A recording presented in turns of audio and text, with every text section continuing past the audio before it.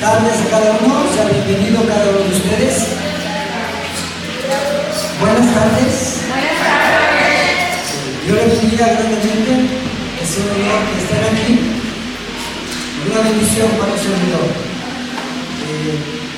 Bendecimos a aquellos que se conectan por las redes sociales, por el YouTube, por el Face. Dios les bendiga grandemente, la paz sea con usted. Y bueno, está usted en una mesa donde va a comer alimento divino, alimento del cielo, el pan del cielo. Prepare su corazón, prepare su mente, prepare todo su ser para que usted pueda digerir lo que se va a comer, el pan de Dios. Amén. Denle un aplauso a Jesucristo.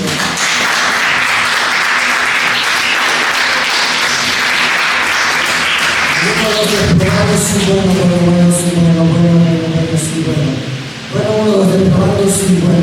Ok, bueno.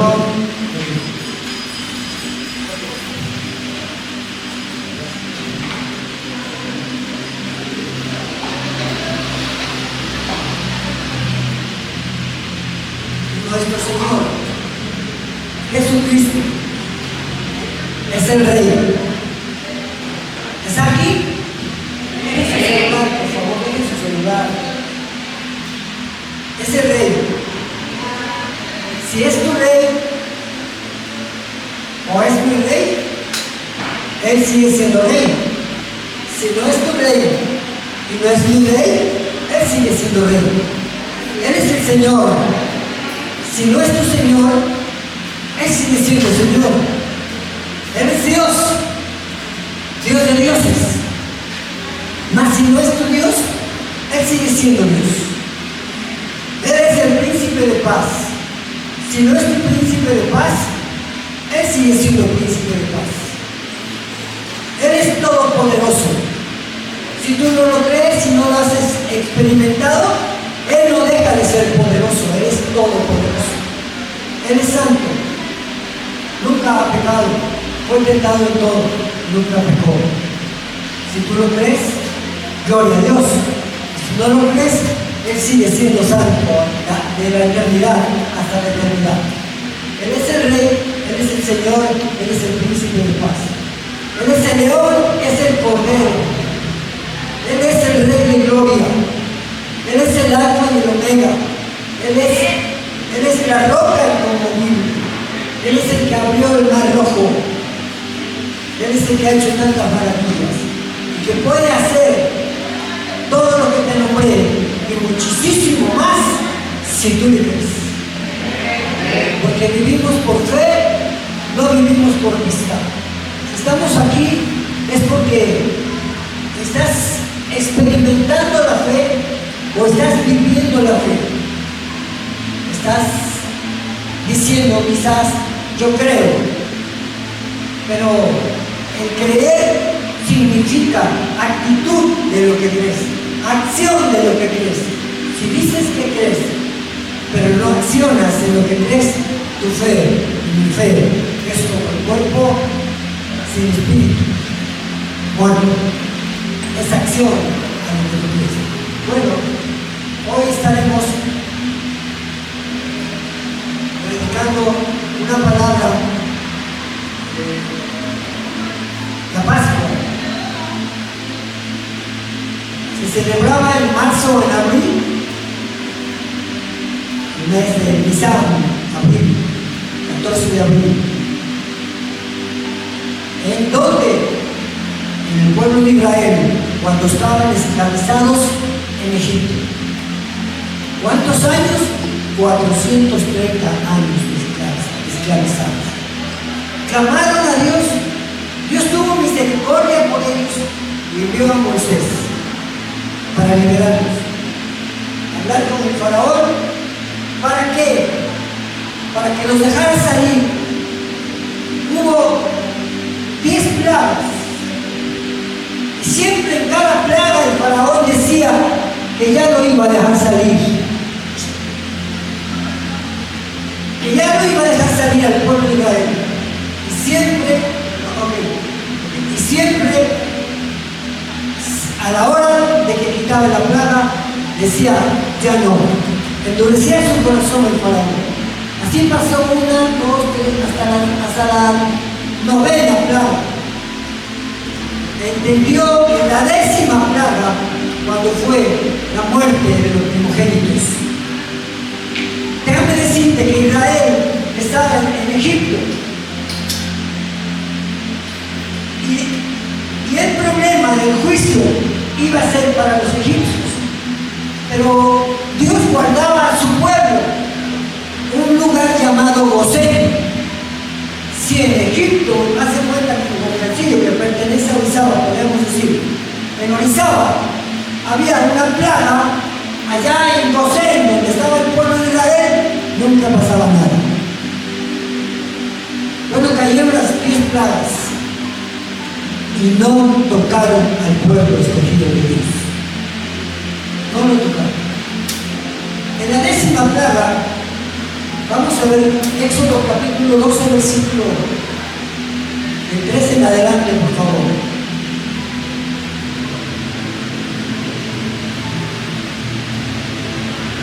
12, del 13 en adelante, por favor. Bueno, sí, bueno, 1, 2, 3, sí, bueno, sí. Sí, bueno, sí, bueno, gloria a Dios, bueno. Ahí la gente, gracias. Ok. No, capítulo 12, versículo 3.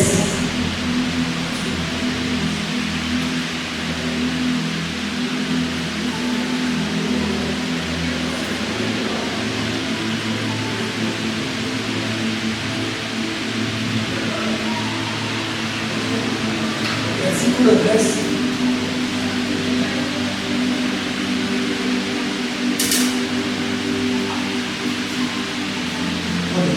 Anuncien a toda la comunidad de Israel que el 10º día del mes cada familia deberá seleccionar un cordero o un cabrito para hacer un sacrificio.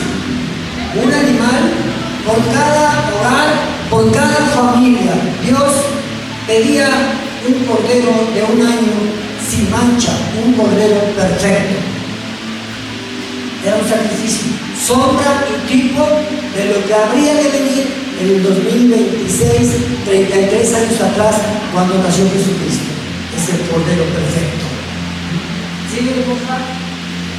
Si una familia es demasiado pequeña para comer el animal entero, lo compartirá con una familia vecina. Divida el animal según el tamaño de cada familia y la cantidad que cada uno pueda comer. El animal seleccionado deberá ser un macho de oveja o de cabra de 1 año que no tenga ningún defecto. ¿Quién no tuvo ningún defecto hace 2026 años? Ese es el cordero perfecto. Antes era sombra y tipo. ¿Puedes repetirlo, por favor? Pueden llevar el animal seleccionado hasta la tarde del día 14 de este primer mes.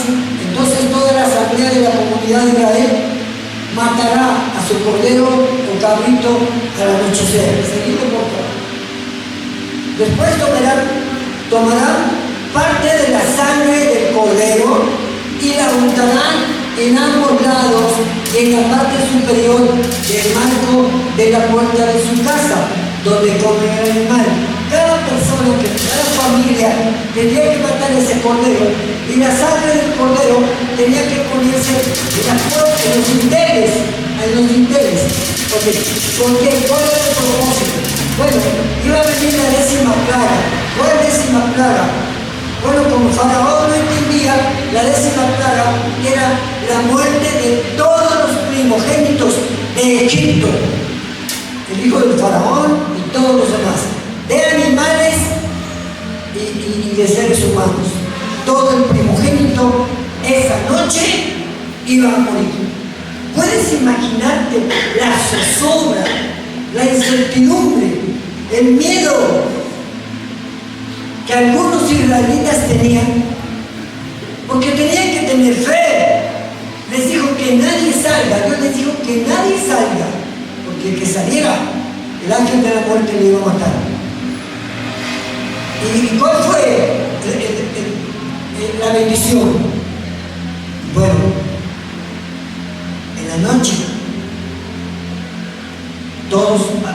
israelitas mancharon su casa con la sangre del cordero.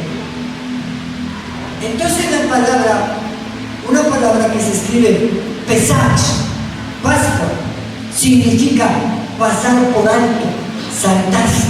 El ángel de la muerte veía aquí la sangre y saltaba a una casa o iba a un lugar donde había los egipcios. Y al primer hijo que hubiese nacido de la familia caía muerto. ¿Puedes imaginarte? Por la dureza del corazón del faraón, por en realidad no querer dejar salir al pueblo de Israel. Casi 2 millones de gentes. Ahora imagínate el pueblo de Israel, no en la noche, no, imagínatelo, escuchando que llanto, gritos de dolor de los egipcios, de los padres al perder el primogénito. Mientras todos ellos quizás se veían, guardaban a su hijo ahí, algunos confiaban plenamente, y los egipcios no los protegió porque tuvieran un mérito, estaban esclavos por rebeldes. O sea, no los protegió por santidad.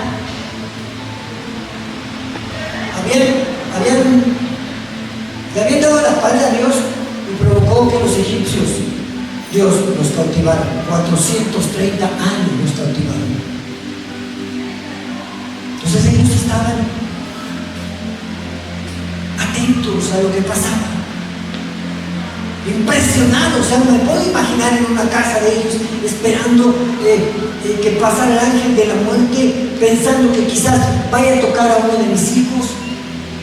Pero la fidelidad de ellos, la confianza de ellos hacia la fidelidad de un Dios santo y perfecto les valió que ninguno del pueblo de Israel saliera muerto, ningún primogénito, ni siquiera ningún animal.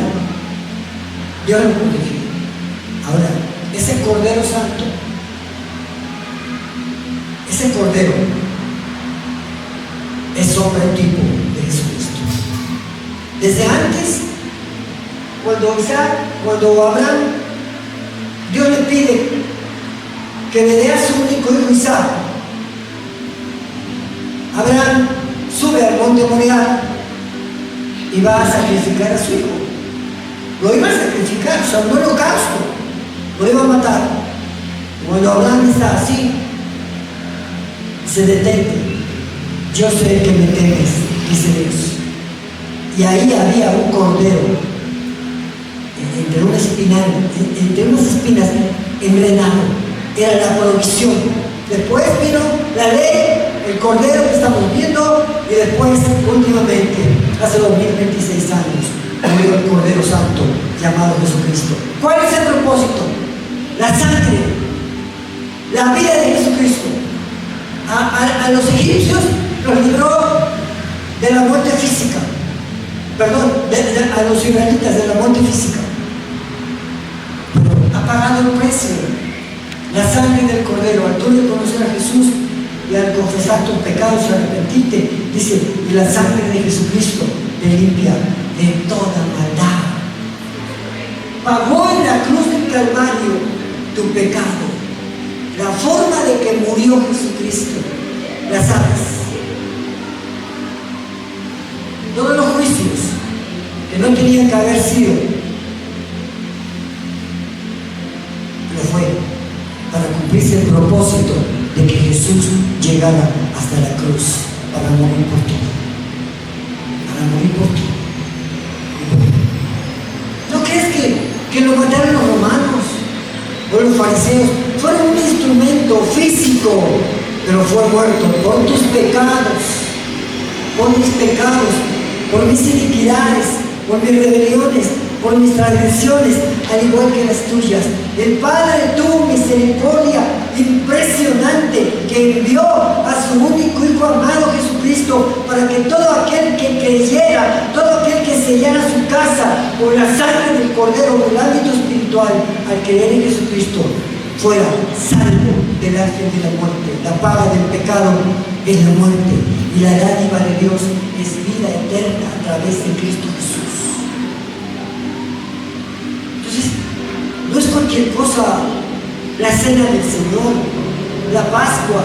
En aquel tiempo era un cordero, sobre el tipo, pero hace 2026 años fue Jesucristo. En la cena del Señor, junto a los 12 discípulos, lo primero que hizo Jesús, déjame decirte primero, que la Pascua no era una fiesta alegre en Egipto, era una zozobra, un miedo, era un lugar guardado, un refugio, su casa, escondidos, que no salieran, porque el ángel de la muerte iba a pasar. Pero la Pascua de Jesús, la cena del Señor, fue así. Lo primero que hace, lava los pies a los discípulos, la humildad. Lo segundo, llega aquel que lo traiciona a Judas y mete su pan en el plato. Y Jesús le dice: lo que vas a hacer aquí. Allí, no descubrió ahí quién iba a ser, él ya lo sabía. Esa misma noche se va, después de la cena, se va a Getsemaní a orar, porque era su lugar de refugio para orar. Y ahí de repente hay una turba que llega mucha gente, quizás con antorchas, como si fuera un ladrón. Llega Judas y le da un beso como seña de quién era. Lo traiciona, lo vendió por 30 monedas. Era su discípulo. Era su discípulo. Lo vendió, lo traicionó. Y lo llevan al pretorio de Pilato. Y ahí lo azotan despiadadamente. Y lo llevan a Caifás. Ahí también le ponen una corona de espinas y le pegan con una caña, tipo caña. Le dicen: profetiza a quien te pegó. Y le dan un golpe en la cara. Y lo escupían y se burlaban de él. Y después va al Gólgota, derramando sangre, la sangre del Cordero perfecto. Llegando al Gólgota, lo acuestan y lo crucifican con clavos. Y cuando lo suben, quizás 1 metro, 80 centímetros de profundidad del palo de la cruz. Y cuando lo dejan caer, dice Salmo 22, que todos sus huesos fueron descoyuntados. Estaba colgado. Fue por ti, fue por tu culpa, fue por mi culpa, fue por amor a ti, fue por misericordia a toda la raza humana, al más peor de los hombres, al más peor de las mujeres. Por ellos fue. Si tú no entiendes esto, si tú no asimilas esto, estás perdido.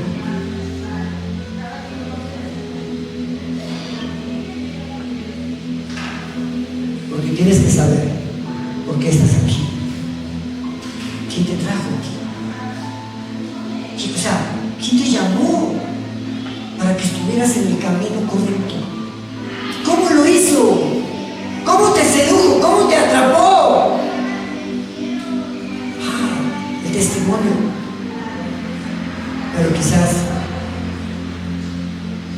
no sepas el precio de tu salvación. Cuán grande ha sido su amor. Ahí en la cruz del Calvario.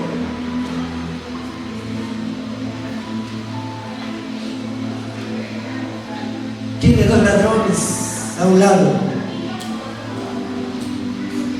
Y Jesús tiene sed. Le dan de beber algún analgésico tipo vinagre. No lo tomó. Y de repente empieza a decir: Elí, Elí, Elí, lama sabachthani. Padre, ¿por qué? ¿Por qué me has desamparado? O sea, ¿tú te puedes imaginar por qué lo desamparó? Si en el bautismo de Jesús, este es mi hijo amado, en el cual yo tengo todas mis complacencias, a él oí. Pero en la cruz, cuando más está sufriendo físicamente, emocionalmente, porque él se angustió en el Getsemaní, estoy angustiado hasta la muerte. Padre, si es posible, no beba yo esta copa, pero no se haga mi voluntad, hágase tu voluntad. Oró. Y sudó sangre, hematidrosis, creo se llama. Por todos los poros sudó sangre por la angustia. Y en la cruz dice, Padre, ¿por qué me has desamparado? ¿Sabes que ahí llevó, en ese cuerpo, en la cruz, llevó todo tu pecado, toda tu maldad, toda tu porquería igual que la mía? Llevó todo lo que tú hiciste, lo pagó. Y por eso el Padre lo abandonó. Siendo santo y justo se hizo pecador sin haber pecado, llevando tu pecado. El peor que hayas hecho, lo pagó.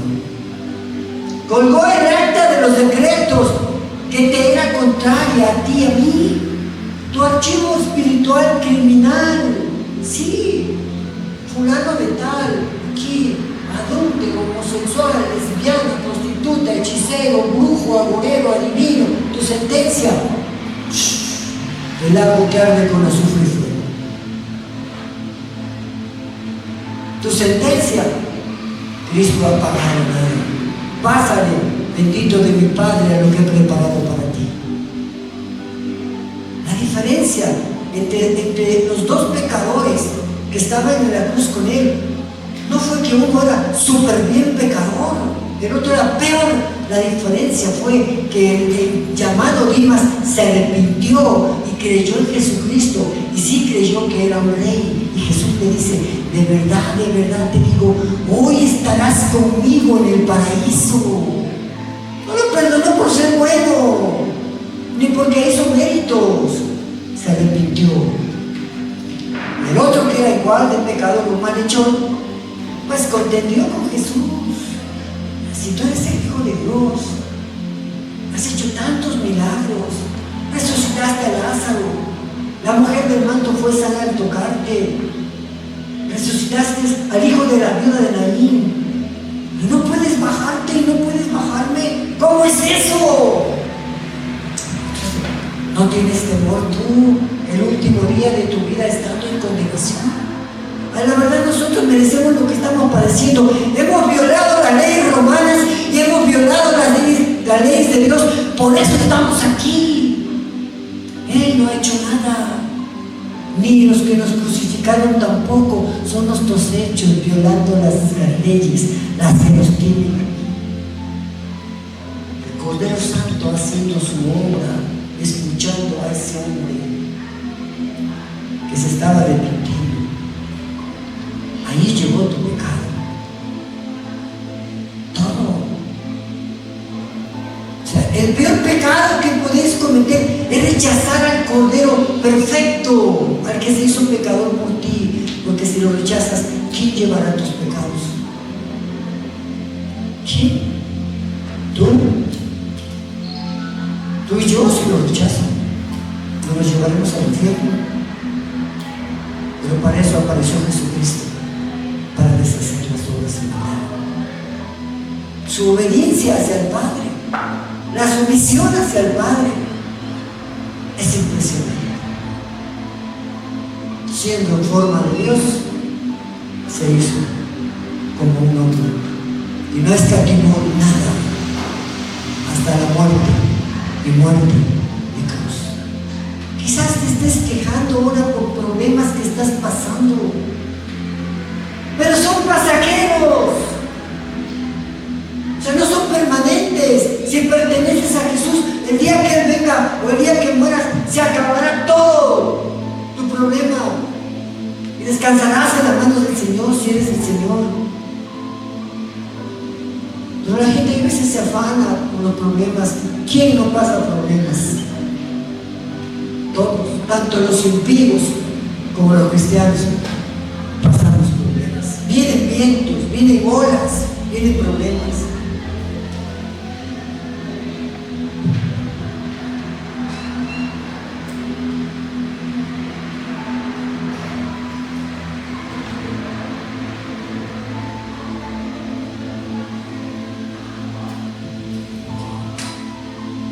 Juan 6, 48 al 51.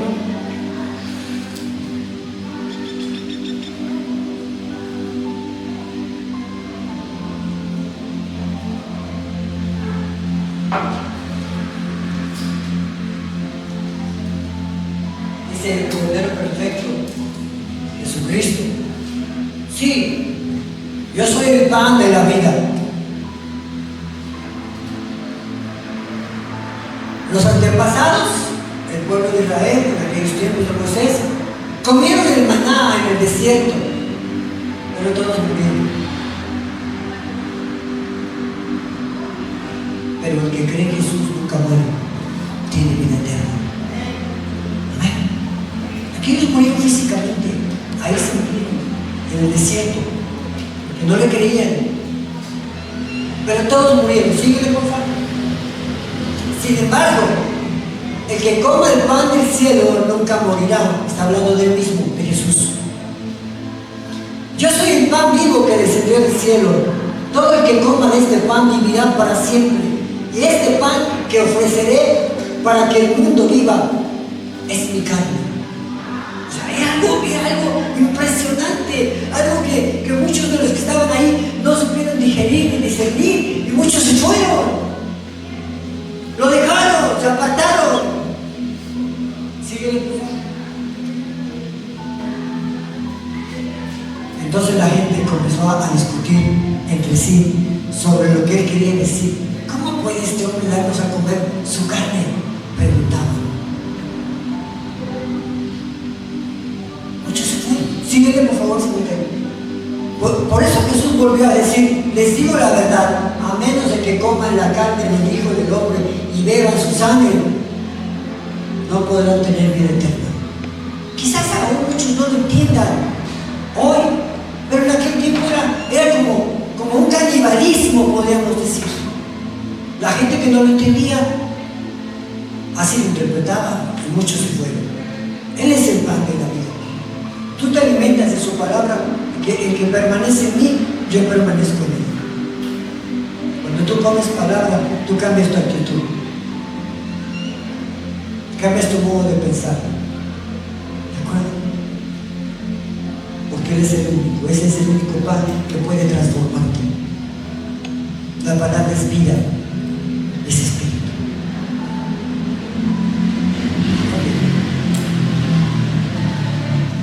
Jesús no se refiere a que tendríamos que consumirlo literalmente, sino que Él es la fuente de toda bendición.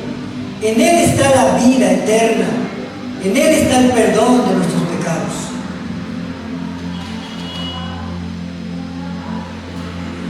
Vamos a lo que es, Primera de Corintios capítulo 11, 23 al 26. Habla el apóstol Pablo.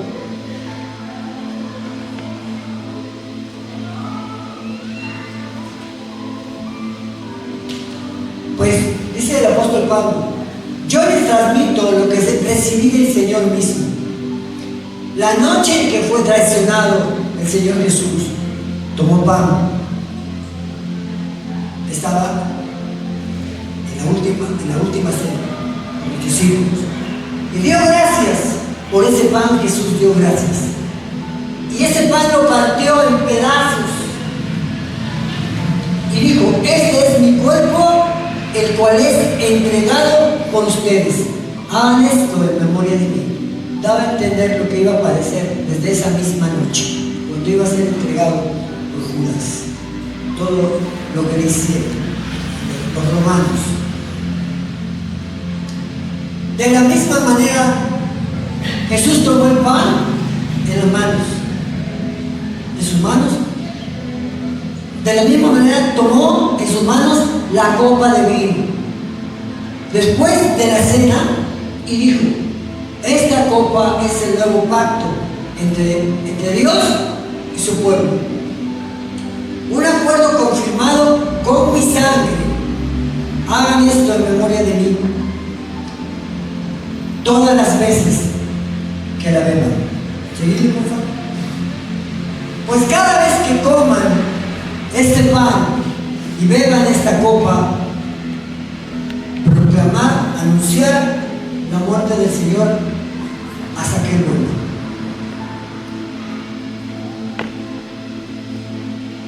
¿Sí? Por lo tanto, abusados, cualquiera que coma este pan o beba esta copa del Señor en forma indigna es culpable de pecar contra el cuerpo de Cristo y la sangre del Señor. ¿Sí? Por esta razón, cada uno, antes de tomar la copa y de comer el pan, debe de examinarse a sí mismo antes de comer el pan y de beber la copa. Ok, seguimos.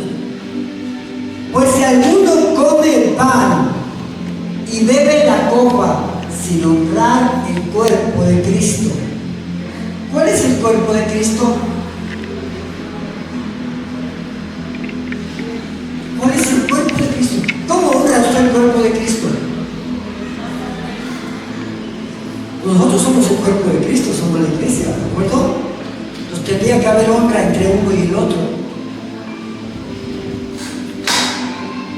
Pues si alguno come pan y bebe la copa sin honrar el cuerpo de Cristo, come y bebe el juicio de Dios sobre sí mismo. ¿Sí? Esa es la razón por la que muchos de ustedes, dice el apóstol Pablo, de la iglesia de Corintio, son débiles. Algunos están enfermos y algunos se los ha llevado el Señor. ¿Sí, por favor? Pero si nos examináramos a nosotros mismos y Dios nos juzga, Dios no nos juzgaría de esa manera. Sin embargo, cuando el Señor nos juzga, nos está disciplinando para que no seamos condenados junto con el mundo. O sea, si toman la cena indignamente, si no honras el pueblo, o sea, no vas a perder tu salvación. No. Dios te va, o Dios te va a disciplinar por tomar la cena indignamente, de una forma irreverente, vaya, pronto.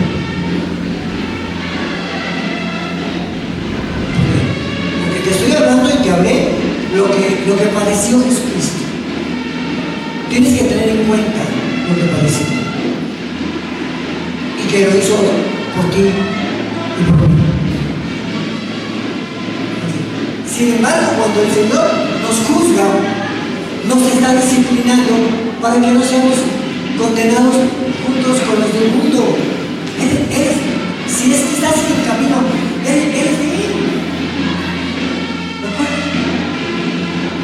Pero el ser de Él tiene fruto, tiene evidencia. Ahora, vamos a ver.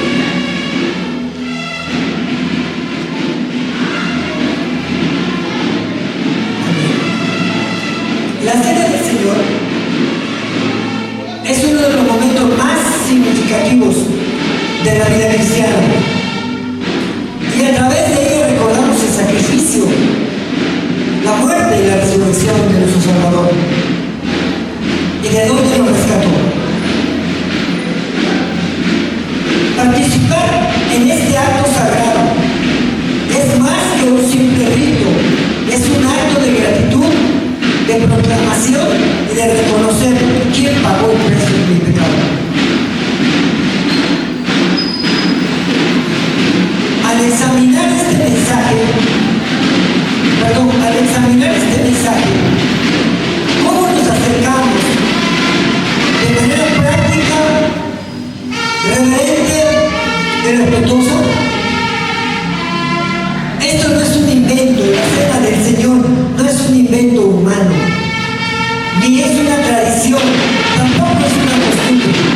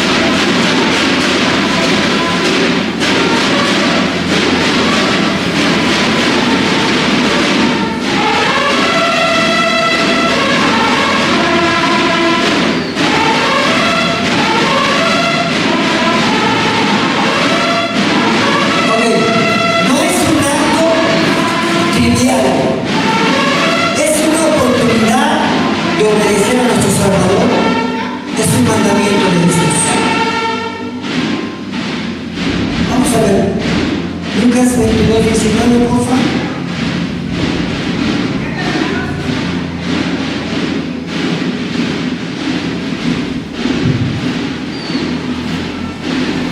Tomó un poco de pan y dio gracias a Dios por él. Luego lo partió en trozos, lo dio a sus discípulos y dijo: esto es mi cuerpo, el cual es entregado por ustedes. Hagan esto en memoria de mí. Su cuerpo, el pan.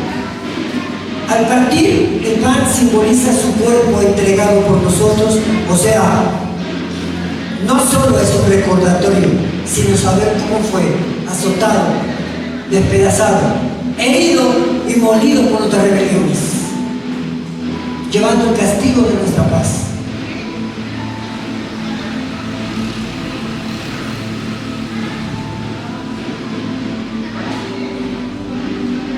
Fuimos nosotros, fueron nuestras culpas, fueron nuestros pecados, por eso lo hizo. Y esto tiene o tendría que quebrar nuestro corazón y no solo ser agradecido. Saber que fuimos rescatados con un propósito, con un plan divino para servir y para parecerme a Jesucristo. Filipenses 2:8, por favor.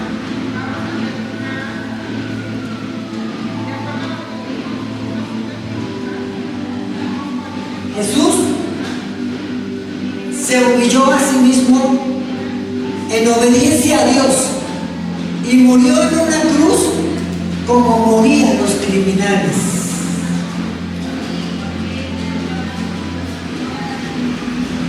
Delante de Pilato,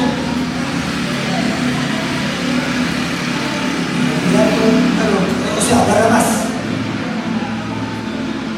Había en la Pascua una bendición para un ladrón, por decir. Tenía que soltar a un ladrón.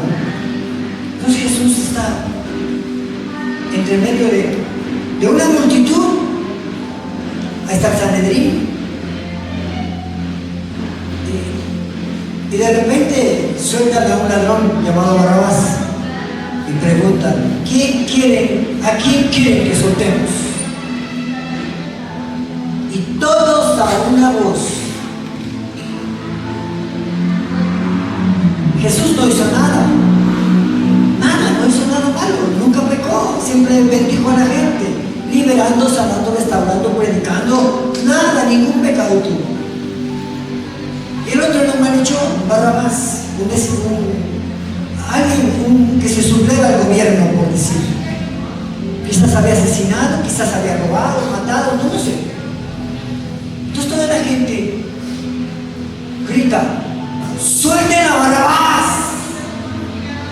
Pero eso no era lo peor. O sea, soltar a un criminal no era lo peor, lo que se fue. Tuvo que dejar el cielo, tuvo que venir a la tierra, tuvo que hacerse pobre, tuvo que sufrir. Quizás no supo. Cuando era niño, hablo de su humanidad, quizás ni cuenta se dio en su humanidad. Pero a los 2 años, Herodes lo busca para matar. Y hace una matazón de niños. Jesús fue a Egipto, y allá se refugió junto con José y con María.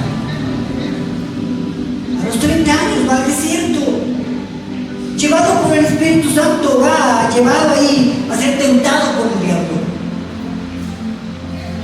¿Quién lo llevó? El Espíritu Santo lo llevó a ser tentado. Había ayunado 40 días y 40 noches. Y pasó la prueba. Venció a Satanás ahí en las tentaciones. Y luego empezó su ministerio. Pero cuando su ministerio estaba en el ocaso, porque así tendría que ser, empieza la persecución. Donde todos los discípulos, cuando en el Getsemaní lo entregó Judas, todos los discípulos lo dejan, todos lo abandonan. Y Pedro dice que lo seguía de lejos. Y Pedro lo niega. Tú eres esto, tú eres un Galileo. Yo no lo conozco. Tú vistes como ellos, eres de ellos, no lo conozco. Tú eres de él, perteneces a esa secta. Que no lo conozco. Aquel que dijo, la vida daré por ti. Lo negó 3 veces. Ya en la resurrección Jesús lo restauró y le dijo, apacienta mis ovejas. Pero Jesús sufrió por ti y por mí. Dejó el cielo, se hizo pobre. Dice la Biblia que llegaron unos jóvenes. Un joven, Señor, ¿qué debo de hacer? Quiero seguirte. Ay, los topos tienen guarida, las águilas sus nidos, pero el Hijo del Hombre no tiene dónde poner su cabeza. Entonces no era seguir a Jesús, no es cualquier cosa. Otro joven llega, Señor, ¿qué debo de hacer para salvarme? Guarda los mandamientos. Ya los he llevado todos. Una cosa te falta. Vende tus bienes, da tu dinero a los pobres y vete. Se fue. No quiso. Y así hoy. Seguir a Jesús. Por eso dice, si alguno quiere venir en pos de mí, habla el Cordero perfecto, el que dio la vida por ti. Si alguno quiere venir en pos de mí, niégate a ti mismo, toma tu cruz y sígueme. No nomás es cosa de venir aquí. Y los miércoles también, no. La negación, la cruz, la muerte del yo crucificado ahí. Por eso a muchos quizás no les alcance cuando Jesús venga. Quizás estén como las 5 vírgenes imprudentes. No lo deseo. Mientras haya vida, hay oportunidad de estar llena de aceite, de la presencia del Espíritu Santo. Porque Él pagó el precio. El peor pecado sería rechazar al que pagó el precio. No seguirlo, no negarse, no ir a la cruz.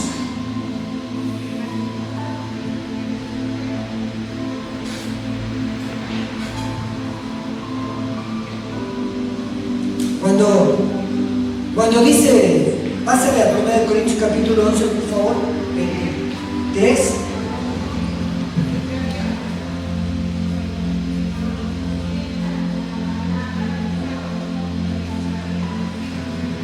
Pues yo les transmito lo que recibí del Señor la misma noche que fue traicionado.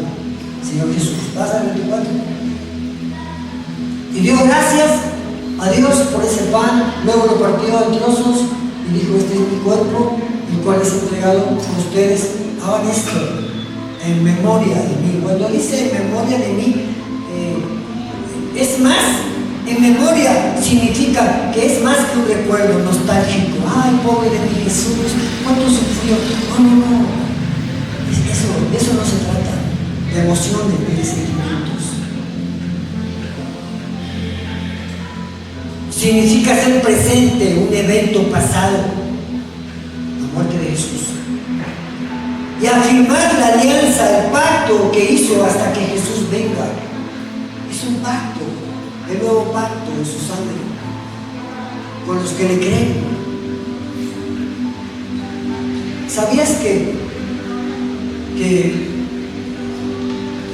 el pecado solo se paga con sangre? Y que esa sangre es la que Jesús derramó en la cruz del Calvario, que es necesaria para el pecado. Sin sangre no hay remisión de pecados. El cordero, el animal de un año, el animal perfecto, su sangre fue puesta aquí. Cuando pasó la gente era muerto. Porque el pecado del pueblo de Israel en ese momento, podríamos decir, estaba pagado. No podía pasar el acto del poder. Así la muerte no tiene poder sobre el que es cristiano, sobre el que sigue a Jesús, porque tiene la sangre. La muerte no prevalece. Tenemos eternidad desde que nacimos de nuevo. Hebreos 9:22, por favor.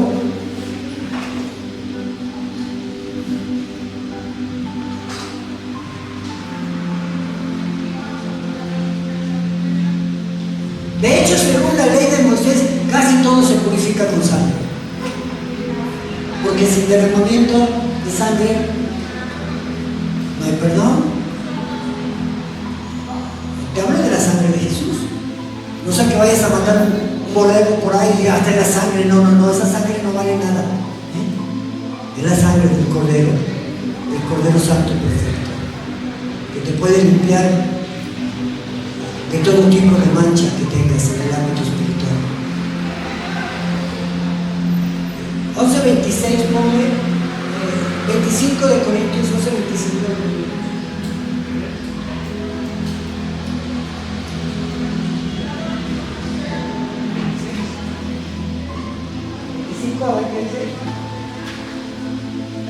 De la manera, ok.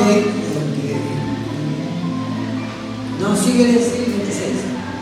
Pues cada vez que coman este pan y beban de esta copa, anunciarán la muerte del Señor hasta que venga. Proclamar su resurrección, recordar lo que hizo por nosotros, sus padecimientos y las victorias que nos dio, rescatar de la muerte, el Redentor que pagó tu pecado. Entonces la cena no es cualquier cosa, no es un evento del pasado, no, es recordar cómo fue el pago de nuestra maldad, de quién lo hizo, de dónde vino y por qué lo hizo. Por amor a ti, por amor a mí. Quizás puedes decir, pues a mí nadie me ama, no tengo padres, porque hay gente que es así, no tengo padres, vivo solo, mis padres se murieron, no tengo más familia, nadie me ama. Dios te ama y envió a su Hijo a pagar tu pecado, para que en la eternidad no vayas allá, sino vayas con Él. Okay. Todas las veces, los que han nacido de nuevo tienen identidad. Y vamos a ver un versículo sobre verso 26. 2 Corintios 5:20.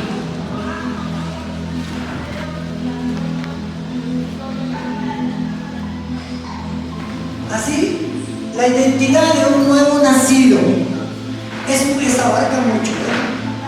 Somos representantes de Jesucristo, somos embajadores. Dios hace su llamado por medio de nosotros.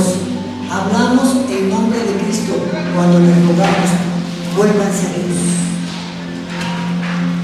Ahora, hay que hacer la obra de la gran comisión. Somos representantes de Jesucristo. El mundo va a conocer a Jesucristo por un nuevo nacido. Ahora, yo no sé si has nacido de nuevo, porque tiene que haber una evidencia. O sea, Estabas muerto. Estabas muerto. Literalmente, espiritualmente estabas muerto. ¿Cómo? En tus delitos y pecados. Jesús te resucitó.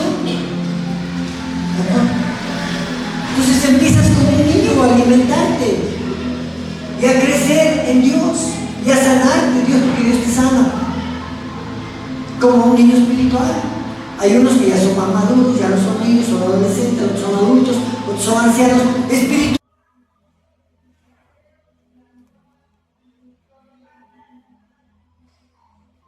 Así, la identidad de un nuevo nacido es un que se abarca mucho. Somos representantes de Jesucristo, somos embajadores. Dios hace su llamado por medio de nosotros. Hablamos en nombre de Cristo cuando le rogamos, vuélvanse a Dios. Ahora, hay que hacer la obra de la gran comisión. Somos representantes de Jesucristo. El mundo va a conocer a Jesucristo por un nuevo nacido. Yo no sé si has nacido, ¿no? Porque tiene que haber una evidencia. O sea, estabas muerto. Estabas muerto. Literalmente, espiritualmente estabas muerto. ¿Cómo? En tus delitos y pecados. Jesús te resucitó. Entonces empiezas como un niño a alimentarte y a crecer en Dios y a sanarte, Dios, porque Dios te sana. Como un niño espiritual. Hay unos que ya son más maduros, ya no son niños, son adolescentes, son adultos, son ancianos espirituales. Pero eso no es la vida. Tienes que ser un representante de Jesucristo. Así que somos embajadores de Cristo. Dios hace su llamado al mundo por medio de nosotros. Hablamos en nombre de Jesucristo cuando le rogamos. Vuélvanse a Dios. Es un punto de la evidencia de ser un nuevo nacido. Aquellos que callan, pues tienen un problema. Somos representantes, ¿no? Dice la Biblia. Comprender correctamente. La cena del Señor nos ayuda a evitar problemas. ¿Cómo? Como de razas sociales, riquezas, de celos ministeriales, de envidias. Los sacramentos son signos vitales del Evangelio, pero carecen de sentido sin la predicación del Evangelio.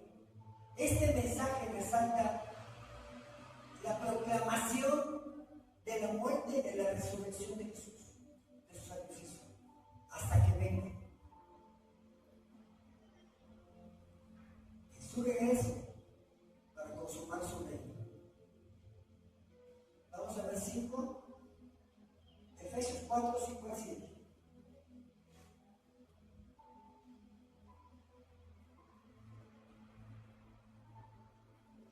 ¿Cómo tenemos que estar en comunión? Un solo Señor, una sola fe, un solo bautismo, un solo Dios, un Padre de todos, quien está sobre todos y en todos, y vive por medio de todos, siempre. No obstante, Él nos ha dado a cada uno de nosotros un don especial mediante la generosidad de Cristo. Cada quien tiene sus dones. Pero anhela que así como vimos 4 y 5 y 6, estemos en comunión. En realidad, el cuerpo de Cristo es parte del cuerpo, es parte del cuerpo, es parte del cuerpo, y el cuerpo es uno solo. ¿De acuerdo?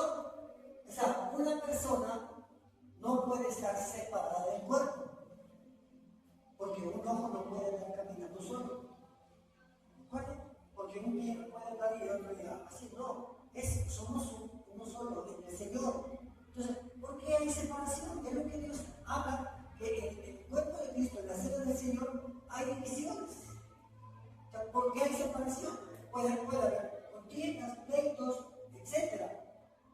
Divisiones por ministerio espiritual, que tú cantas mejor y porque a ti te usa más Dios, y empiezan los celos ministeriales. Eso había en la iglesia de Corinto, de los tiempos de Pablo.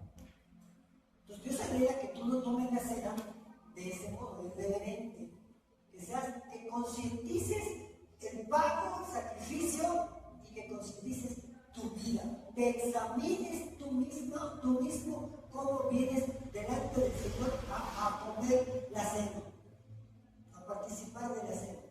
Ejemplo, que si tienes rencor con alguien, pues ordena tu vida. Porque si tomas la cena dignamente, Dios te va a disciplinar. Lo vimos en 29 y 30 de Corintios. Dios te va a decir, te puede enfermar, te puede llevar de una vez. No ahorita, sino él sabe cuándo, pero como una disciplina. Dios lo advierte. Ahora vamos allá. Corintios 11, 29 y 30.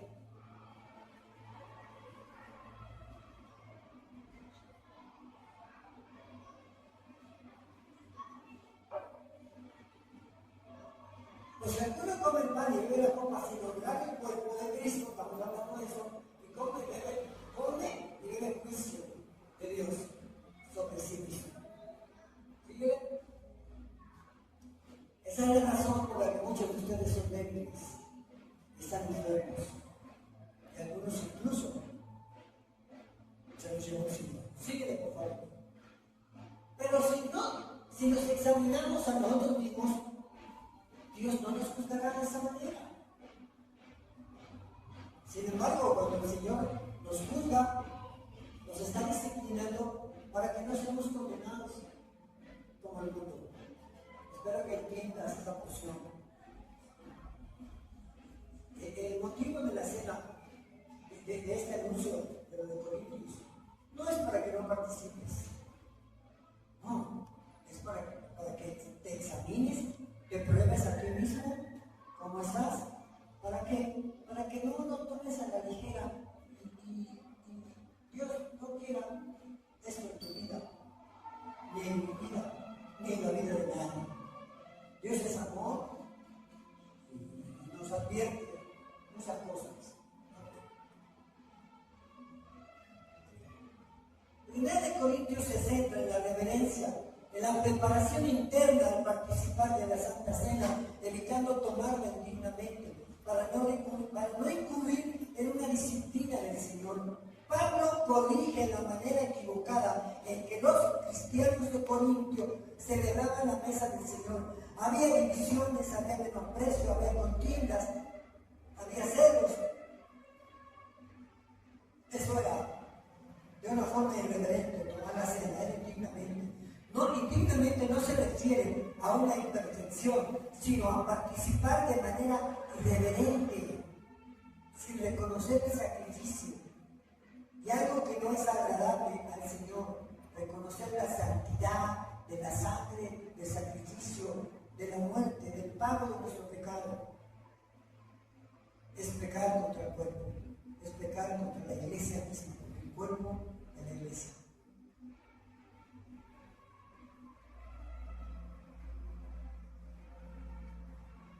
El propósito de tomar la cena es fortalecer nuestra fe y no privarnos de ella. Vamos a ver un versículo más. 1 Corintios 5, 6, 7.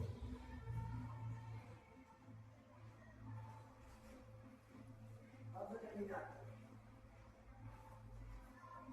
Es terrible, dice el apóstol Pablo a la iglesia de Corintio, que se canten sobre dicho asunto. O sea, hay un problema con los corintios. No se dan cuenta de que ese pecado es como un poco de levadura. Ponle por favor el 4 y 5. En el nombre del Señor Jesús, ustedes deben convocar una reunión de la iglesia. Yo estaré presente en el Espíritu, al igual que el poder de nuestro Señor Jesús. A ver si ¿sabes qué había hecho este hombre? Bueno, pásale más altos, por favor. Desde el 1, 5, 1.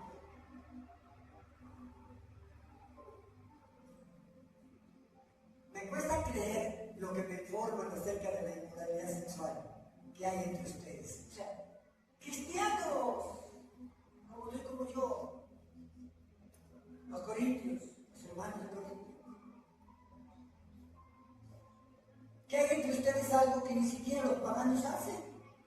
Me dicen que un hombre de la iglesia vive el pecado con su madrastra. O sea, imagínate.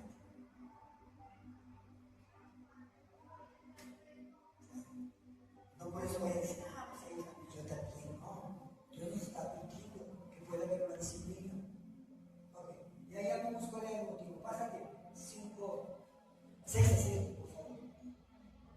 Es terrible que se jacten sobre ese dicho asunto. ¿No se dan cuenta de que ese pecado es como un poco de levadura que impregna toda la masa, se contamina? Si con todo respeto, mira, si hay una persona en adulterio, vamos a hablar de eso. Ese espíritu se puede contaminar y luego va a haber actos adúlteros. Aunque no lo creas, ha pasado así en congregaciones. Un poco de levadura fermenta, deuda toda la masa. Sigue diciendo: desháganse de la vieja levadura, quitando ese perverso entre ustedes. Entonces será como una nueva masa preparada sin levadura, que es lo que realmente son. Cristo, nuestro Cordero Pascual, ha sido sacrificado por nosotros. Porque seguir viviendo con ese tipo de levadura, con ese tipo de maldad, cuando Jesús nos ha limpiado y nos dice: si está limpio, límpiate más. O sea, basta ya. Somos el Señor, somos un pueblo santo, somos una nación santa, somos real sacerdocio, pueblo adquirido por Dios para anunciar las virtudes de aquel que nos llamó de las tinieblas a la luz admirable. ¿Qué hacemos con esas palabras? ¿Qué estamos haciendo de verdad? Yo voy a orar con la hermana, digo: Dios bendito. O sea, reconociendo que no se hace nada por lo que se conoce, o quizás el 5%. No es posible. Jesús dio todo. No escatimó nada. Y no tenía ningún compromiso contigo ni conmigo. Lo hizo por obediencia, amor a su Padre, y amor a ustedes, y amor a mí. Aquí hay una palabra. Significa que algo insignificante puede destruir. Esta palabra significa que algo insignificante, como lo de este hombre, puede destruir algo grande. Hace énfasis: los creyentes debemos de evitar apariencias, ya que la conducta de necedad, imprudencia, sin sabiduría, arruina el testimonio. Levadura. ¿Qué significa levadura? Significa pecado, corrupción, hipocresía o falsa doctrina, simbolizando la influencia negativa. Y el pan sin levadura significa sinceridad. El pan sin levadura significa sinceridad. Tu vida sin levadura significa sinceridad. Tu vida o mi vida con levadura significa hipocresía.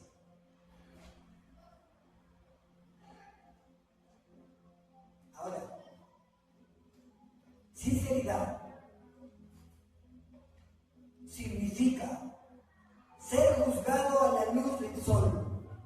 En el Medio Oriente había bazares de alfarería y los comerciantes corruptos remendaban las vasijas remendadas, cubriéndolas con cera. Pero había clientes inteligentes y sabios y juzgaban su calidad a la luz solar.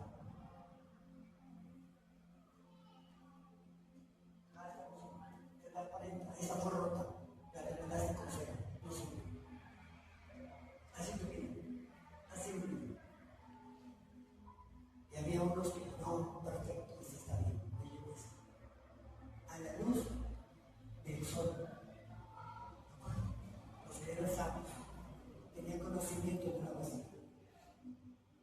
Ahora mírate tu vida como una vasija. ¿Cómo estás? ¿Cómo estoy?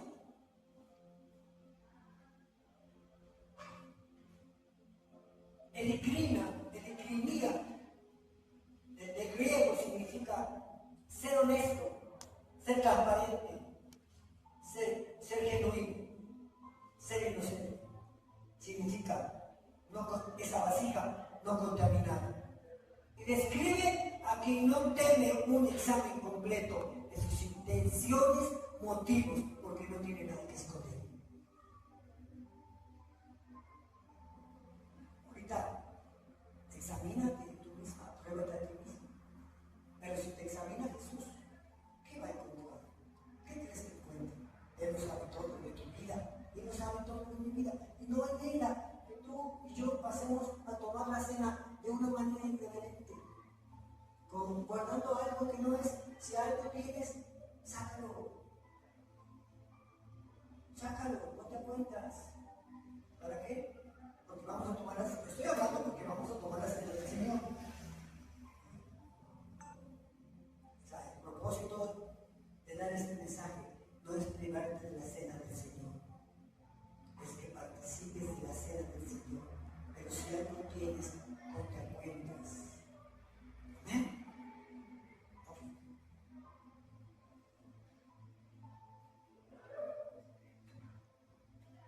El autoexamen antes de participar, ponerse a cuentas con el prójimo y con Dios, porque no es, esto es no sin arrepentimiento. Pablo advierte que sin probarse, sin discernir el cuerpo, trae juicio divino, ya sea muerte, ya sea enfermedad, como medida disciplinaria. Es profano tomar los argumentos por emoción, movido por una presunción egoísta, al tratar con algo tan sagrado. No olvidar ahí en el sacrificio, en la cena, era la preparación del Cordero Santo. No olvidar que fueron nuestros pecados, su vida por la nuestra, su trono por nuestro corazón, su amor por nosotros, por una raza caída, su muerte para darnos vida. Si Él resucitó, nosotros también resucitaremos. Si Él venció, nosotros somos vencedores. Si Él perdonó, nosotros también podemos perdonar. Amén. Bueno, vamos a tomar la cena del Señor. Usted haga una reflexión, habrá un tiempo de unos 3-4 minutos, haga una reflexión. Si algo tiene contra alguien, póngase a cuentas, porque la Biblia dice, antes de que vayas a altar, dejar tu ofrenda, si recuerdas que algo alguien tiene algo contra ti, reconcíliate, ponte a cuentas y después tomar la cena es una bendición, pero no tomarla significa que algo hay que no se ha arreglado con Dios y con el prójimo. ¿Amén?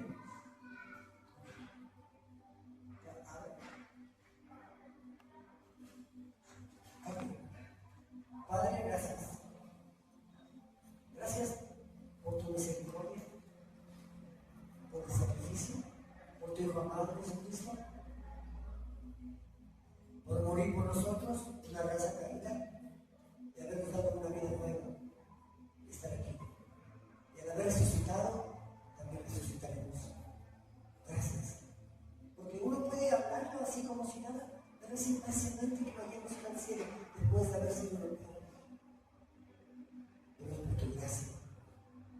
No es nada merecido. Merecíamos la muerte sepultada, pero tu sacrificio, tu sangre, tu amor por la vida.